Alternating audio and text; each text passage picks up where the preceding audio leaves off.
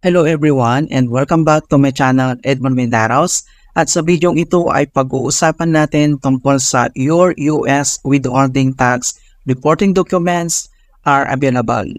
So nakareceive tayo mga kaibigan ng email galing sa Google Payments na your US withholding tax reporting documents are available. And sabi pa dito, find your tax reporting documents online.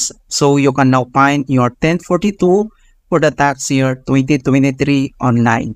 So ang ibig sabihin niyan mga kaibigan, in short, hindi tayo nire-request na mag-fill out ng bagong form or pag-make changes ni Google AdSense sa tax form. Basically, ini-inform lang tayo ng iyong tax document mo na 1042 na form na tawag na AdSense ay ready now for viewing or pwede mo na ito i-download. Ano ba yon? So since nagtatax tayo sa US revenue, ibig sabihin binibigyan tayo ng certifications, mobile document, katibayan na nagbayad ka ng US tax revenue. So may dalawang option kasi mga kaibigan na ipapadala sa iyo, through mail or paperless na ipapadala sa address ng AdSense mo. Ano ba ang purpose nun? Bakit kailangan sinan tayo ng katibayan ni AdSense about tax document or proof na nag-tax tayo ng katibayan?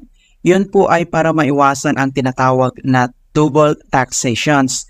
Bakit? Kasi required sa lahat na kumikita online na i-declare sa BIR ang kinikita online sa kanila, or para sa mga influencer na gustong mag-file ng tax return sa BIR, kapag nakita na ni BIR na nagtatax ka na from US, ay hindi na ito madudoble pa.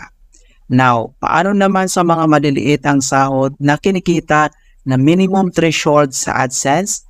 Kailangan pa ba na pumunta sa BIR? Ay hindi na po. Bakit?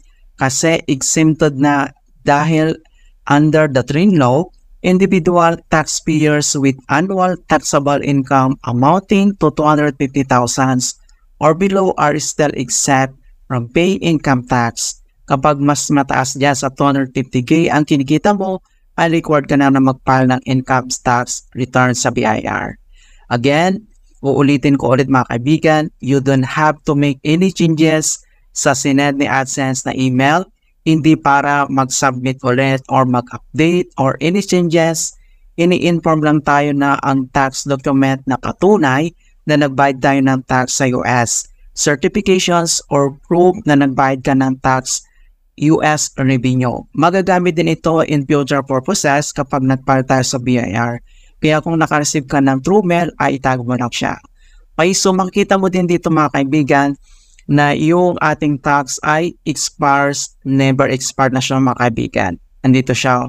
So, yung expirations, never expire na po siya. So, ganoon lang po kasimple mga kaibigan. Ayan, so yan po ang ibig sabihin yan, kaya tayo annually nakaka-receive ng email from Google Payment. And please not forget to like this video, subscribe to my channel for more quality content. Thank you guys and see you in my next tutorial.